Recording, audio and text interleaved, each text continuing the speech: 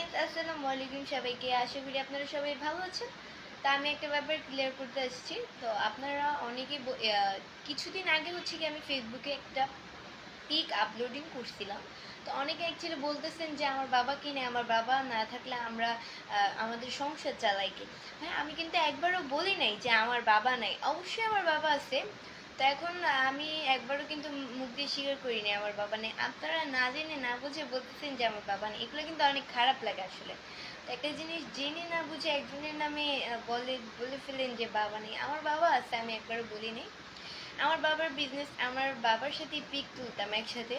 তো হচ্ছে গিয়ে আমার বাবা সারাদিন ব্যস্ত থাকে। আমার বাবা হচ্ছে সারাদিন ঘুমায়, আর রাত্রে আমার বাবার যে বিজনেসটা ওইটা আমার বাবা কাজ করে ওইখানে।